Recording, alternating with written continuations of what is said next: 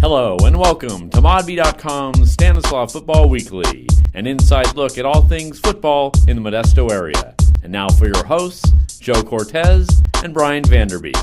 Hi everybody and welcome to Stanislaus Football Weekly for this first week of October. October is here already. I'm Brian VanderBeek, Joe Cortez on the other side, and Ron Agostini in the middle, the middleman. We're going to talk about a lot of things football first, but we're going to start by talking about Larry Shimel, the really beloved football coach, instructor at Modesto High.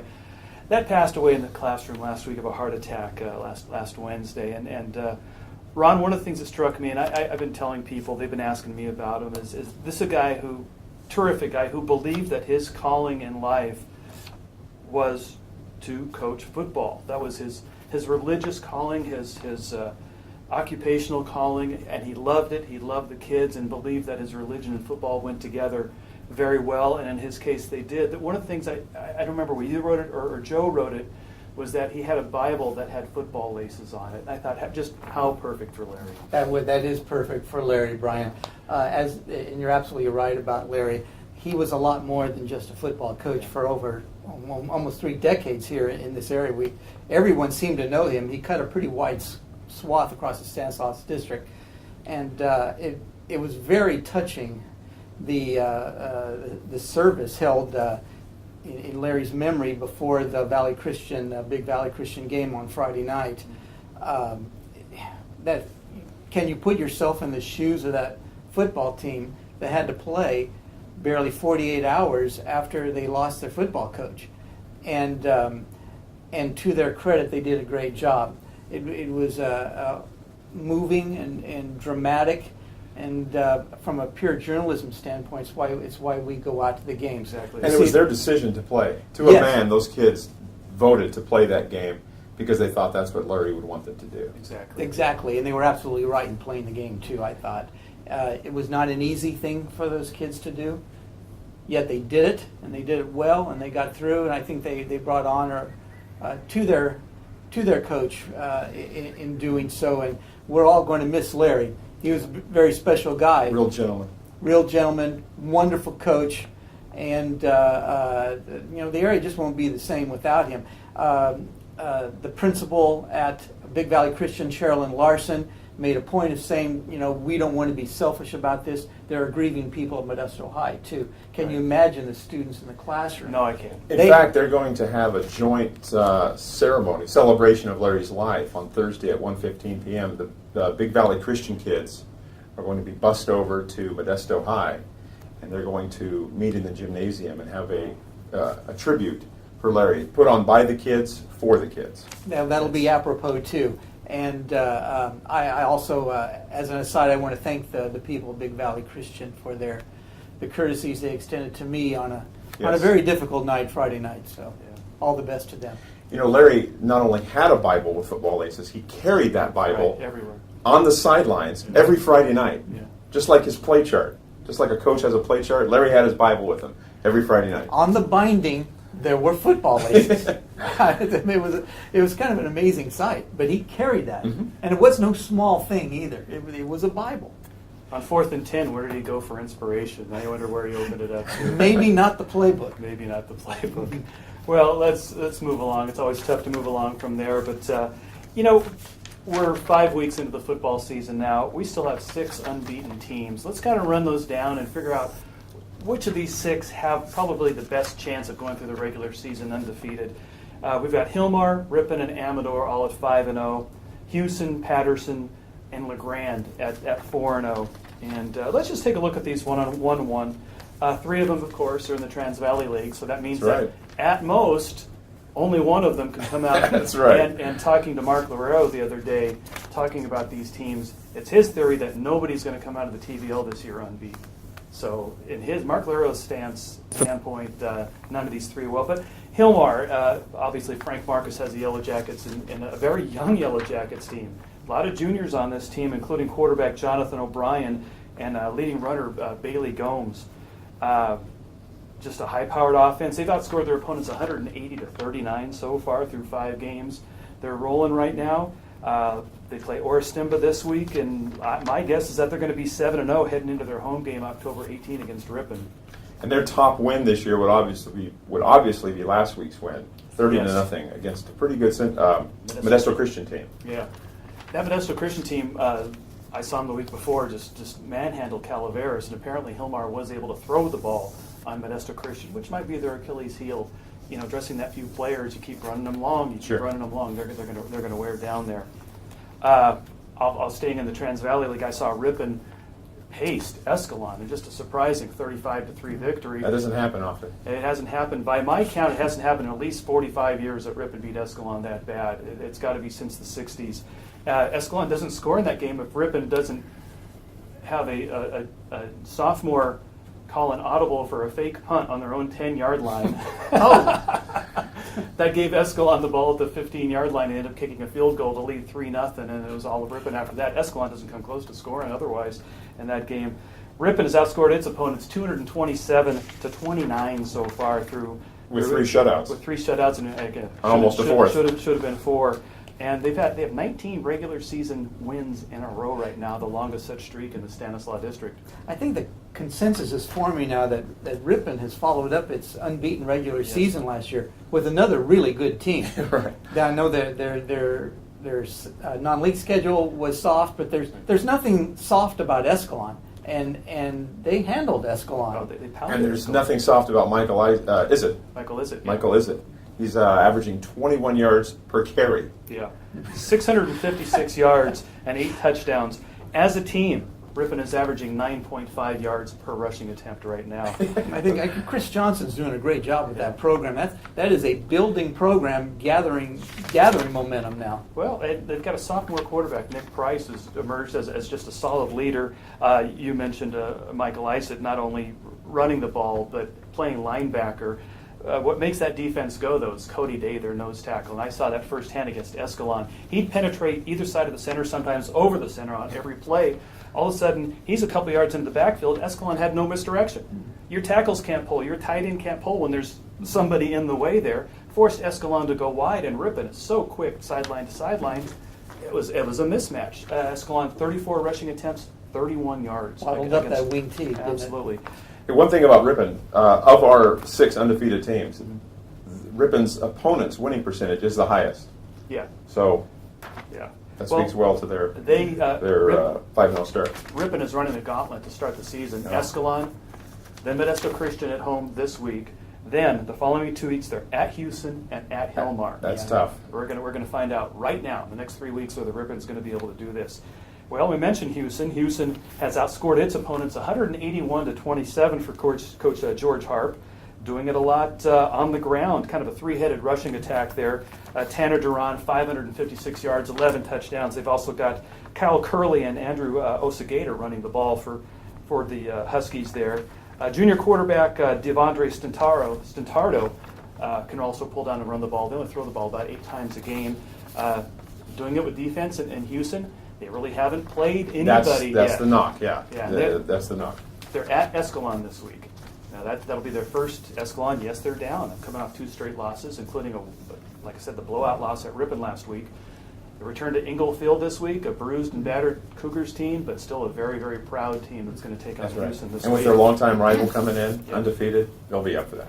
Yes, I think if anyone who's watched Houston play, though, they start and end with Tanner Duran. If Escalon's going to be competitive this week, they're going to have to contain him. Yeah. Another team, obviously, moving to the WAC that's undefeated, Patterson. They've outscored their opponents 149-51 for Nick Marchie. And they're going to have to win with defense because their offense is just slow and getting around. I think they're going to be better by the end of the season, but this is a defensive team right now. That's their quarterback, junior Damian Paulo can throw when needed. But in their double overtime win against Escalon a couple of weeks ago, they had 4 yards rushing, committed 15 penalties. They could have won that game by 2 or 3 touchdowns. They kind of got in their own way and never really established the running game. Now Patterson has Central Valley this week. They're going to have to stop Jaquan Gardner there. Then they play Ceres. Then their next real tough test, they're at Los Banos on October 18. Then finish the regular season at Central Catholic on November 8. Yeah. So they've got some tough games coming up to keep to stay undefeated. A team we don't hear a lot about because we just don't get up the hill to cover them is Amador, but We've heard a lot about it this week. absolutely. They're not only 5-0, but Donald White runs for a score in the last minute of that game to upset, I don't want to call it an upset. They beat Capital Christian 14-9. Capital Christian was the number 2 team in the Division IV NorCal Bowl rankings, which I'm going to mention when we talk about LeGrand a little bit. Like Cal High Sports. And how that is going to affect LeGrand. The Buffaloes are off this week. They outscored their opponents 166-38 for Coach Bill Baker up there. They're off this week. They're at Bret Hart October 11, which is their next game and their Mother Lode League opener. Shouldn't be much of a challenge there. The following week might be their only stumbling block when they host Calaveras. Right. Again, we just saw Calaveras get blown up by Modesto Christian, so Calaveras a little bit of an up and down team, but still a nice rivalry up there along Highway 49. Now, Amador's opponents are only 8-15 this year, but the Capital Christian game speaks volumes. That's huge. A really good win. That's huge. Now LeGrand, and we knew LeGrand was going to be good. Obviously, a small school, Division 5 would be in the Division 4 playoffs for the NorCal. They outscored their opponents 174-13 for Rick Martinez over there. Great defense, great running game. Ryan Martinez, that's the youngest Martinez boy, I believe. I could be wrong there, youngest of Rick's sons. Rick's kids. Averaging 9.5 yards a carry for the Bulldogs. They host Delhi this week, the Southern League Championship game, with Ripon Christian winning at Mariposa last week. Nice win for them. It's going to come down to the Southern League title last week of the season when LeGrand visits Ripon High to face Ripon Christian on November 8. Now, as mentioned, Amador's loss. Amador might have done LeGrand a huge favor by beating Capital Christian. There's talk that they may, the NorCal powers that be, may want to boost Central Catholic up to Division III for the NorCal playoffs.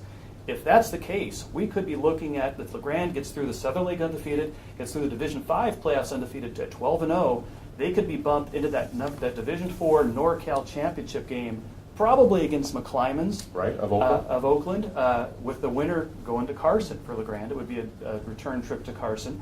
That's only, however, if Central Catholic is moved out of Division IV for NorCal and into bumped Division up. III, which I'm guessing they're going to fight. They're going to fight. They go into the Valley Oak League next year, right? Next year. Yes, next year. Next year. So let them have one more say. Although, even in the Valley Oak League, if their enrollment doesn't go up, they could go through a Valley Oak season and then go into the Division IV playoffs, similar to what Sonora has done the last few years. So of these 6, I've kind of looked at them 1 to 6 as far as, let's go 6 to 1, as far as least likely to go undefeated through the regular season to most likely. Number 6, the least likely to stay undefeated. Patterson. I think we've got to agree on that. They face Central Catholic, and that's a tall order for anybody. From what I saw in Patterson, even in their double overtime victory against Escalon, they're not going to be Central Catholic. Number 5, I know who I've got. I've got Houston here, mainly because of the 3 TVL teams undefeated. They're the most unproven. I would go with Houston, right, for that reason. The most untested. We know the least about Houston. Mm-hmm. Well, going up the list, I put the TVL teams in order here. I put Hilmar at number 4 only because the gauntlet that all 3 teams have to run, each other, and then Escalon. I put Ripon at 3 because they've already beaten Escalon. They've already covered one of those. I'll go with Hilmar. I'll buy that for $1. Okay, Hilmar at 4, Ripon at 3, and then 1 and 2. Amador, 1 speed bump left in the regular season against Calaveras. I give them probably a 92% chance. Pull a number out of the air, 92% chance. They're hosting Calaveras. Of going through the regular season, undefeated. Yeah. And then LeGrand, not only, we've mentioned this before, LeGrand not only should go through the Southern League undefeated, but go through the 2 games it's going to get in the D5 playoffs. That last game of the season against Ripon Christian is going to be big. It'll be big. Ripon Christian proved they can score. They're the only team that's moved the ball at all on Ripon High this year. That's right. They scored 26 on Ripon. Yeah. Nobody else has scored more than 3. That's right. And Ripon had to get So those. So that'll be a test. That'll be a great game for It'll be fun. think for the Southern League title at this point. That'll be fun. Yeah. That'll be fun. Get one of you guys out there. I've already been to Ripon High. You can go back out there. Be glad to. Let's talk about the 3 games we're kind of looking at this week, starting right here in Modesto, the Modesto Metro Conference. What could be the NMC championship game? Bayer's going to have a say in that, but Grigori at Downey. How do you look at that going down this week? Well, Downey's lost a couple of games. They lost to Merced. They lost to Central Catholic. No Right. shame there. Right. Big teams in our district. I liked what I saw, even though Downey got blown out by Merced. They still played with a lot of heart, and they're a fairly consistent team. Now, Grigori, the same thing. They run the ball well. The time I saw them against McNair, they really had to fight to come back, but to their credit, they came back and won. Then last week, we get another head scratcher. They're down 19-0 against Modesto. They rally back, a tale of two halves. They score the final 22 of the game and win it. So all of a sudden, I don't have a great feel of what Grigori's all about anymore. Yeah. I thought they were the class of the MMC. I've seen both Downey and Grigori. I think if Downey has their issues settled at quarterback, I think it could be a competitive game. If Grigori is running the ball the way they can keep the ball away from Downey's spread offense. I kind of like Grigori in this game, unless Downey has solved some personnel issues at quarterback. Yeah. Well, I haven't seen either team, but I'll get to see both of them, I guess, Friday. There you I'm go. going to be out at that game. Looking forward to it. The second game we're looking at is the Modesto Christian at Ripon game. Now, I saw Modesto Christian 3 weeks ago. I saw Ripon last week. From what I saw, Ripon should have its way. That Ripon's going to have to throw the ball a little to make it honest, but once they're able to spread Modesto Christian out, I look for ISA to break off a few more runs. I like Ripon in this game. I think so too. I think so too, especially after last week's game. Hilmar handled Modesto Christian, pretty well. And Ripon's on a roll right now. No one's really come close to them yet this year. They have a lot of momentum going into this game. It's hard to go against Ripon right now. Yeah, I really like the poise of that sophomore quarterback. Nick Price, he is really an X factor. I think one of the reasons why, Ripon has followed up their great season with another one is the emergence of that sophomore quarterback. Yeah. Now, Steve Gleason pointed out at the quarterback club meeting on Monday that his team is much better against the run than the pass. Yes, absolutely. But it's a different story. 21 yards a pop, and then containing, breaking through against Ripon's defense. Right. Good luck. It's going to be a very difficult test for a Modesto Christian. And we'll stay on the TV off of the other game too, the Houston-Escalon game, and it's just hard to fathom an Escalon team losing 3 games in a row, losing 2 games in a row in the league. I can't remember the last time they were beaten that decisively in the TVL. Yeah. You mentioned in your story it's been 45 years since Ripon beat Escalon that bad. But we're going back a long way just to see a score like that from an Escalon game in the TVL. That surprised me a little bit. Yeah. But again, none of us have seen Houston yet. Houston really hasn't played the kind of team that would make it a real convenient or attractive game for us to cover until this week. But, we were pointing to this game. We looked at the schedule and we thought we could have a really big matchup. And Escalon has kind of, not lived up to its end of the bargain here. But you can be sure they'll be ready. When's the last time Houston even beat Escalon? I think it's around 2000. Homer Garza, maybe. Homer Could Garza be. at running back. And that's Who really was the quarterback on that team? Was that Harp? I think Harp was a little bit earlier. I think so. I think Harp. Not sure. Yeah, not sure. Ask George how old he is when you get out there. George would know. Yeah, but it's would have been with head coach Ren Franca at the time, and that was about the last time that this was really a huge rivalry too. And those games were a lot of fun to cover when Houston and Escalon went at it when it was still a rivalry. Absolutely. Well, for our parting shots this week, Joe. Well, we've talked a lot about Jaquan Gardner on the Yeah. show, and we've written a lot about him. Had a rough week last week against Pacheco High. He was held to 66 yards, and that's unofficial. We haven't had the official tally come in yet, but our Friday night total was 66 yards, which leaves him 846 yards shy of the district record set by Lewis Bland, Central Catholic. Without a playoff game, Jaquan would need to average about 170 yards per game. Yeah. Certainly doable for him, but he's got big games against Central Catholic. Oh, who, by the way, feature 2 Bland brothers on the defense. I think they might be guarding their brother's record. Maybe a little. They also have against Patterson. They have a game against Patterson. They have a game against Patterson still, too. Right. A dark horse has emerged in all this. Yes. Andrew Brown of Ripon Christian. Right. Now, he rushed for 287 yards last week, which leaves him a little over 1,300 away from the record. With 6 games remaining and a potential playoff game, he would need to average 188. 188. And again, he's in the Southern League. He's in the Southern League. Where he's going to, granted, I mean, if he goes into that last game against LeGrand needing 150, 160, that Good might luck. be tough. Right. That might be tough. But if he goes into that game needing 40 or 50, and he certainly could do it in the Southern League, a chance to run off some big gains in that league. Without a playoff game, he needs Yeah. about 220 Yeah. average. Yeah. So for right now, Lewis's, what do you think the odds are that record stands for this year? I think Jaquan gets there. Yeah. I think Jaquan gets there. He's going to have another big game or two. Yeah. He's going to have another 200 plus, maybe even to him. It'll be tough against Patterson and Central, but I think he gets there in the end. I think Andrew might have a better chance in the Southern League where he can put up some big numbers against 5'7" defensive backs. Those are the guys I went against in high school. It'll be fun to In watch. the Southern League. Now I'm going to talk a little bit about, we've joked about it before, a little bit about the stadium food. Now I like to go out there and get my tri-tip sandwich and my linguiça, but I went out to Patterson the other day, had the nice big linguiça sandwich. Good stuff, and I'm hoping you're seeing it here because I gave some nice photos of it. And went to Ripon and got the tri-tip sandwich. And now that's just part of the flavor, if you will, of going at these high school football games is being able to digest the local specialties. And Patterson, I would expect nothing less than linguiça.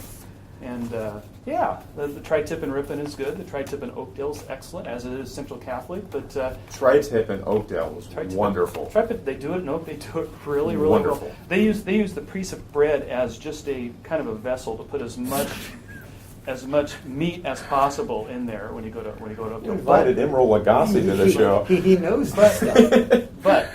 But the Oakdale tri-tip is $7 too. Well, At Ripon, it's still $5.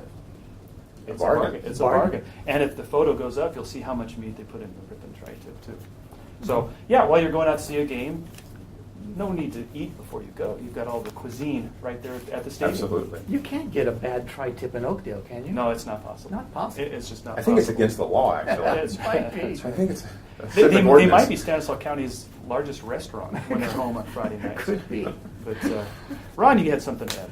Just a quick word. A lot of the high school athletes we're talking about here will go on and play after their high school days. And Modesto Junior College has a home game Saturday night against Butte. They lost a couple in a row. They're hoping to bounce back a little bit, and they have quite a few local kids playing on that team. A little shout out to the Pirates. They're trying to bounce back after a couple tough losses here. So maybe we'll see out there on Saturday night against Butte of Oroville. Butte, tough team. Always, They can always run the tough. ball. They can. Always tough. Always tough. Well, that's it for the first Stanislaus Football Weekly edition for October. For Joe Cortez and Ron Agostini, I'm Brian VanderBeek. Go out there and see some high school football.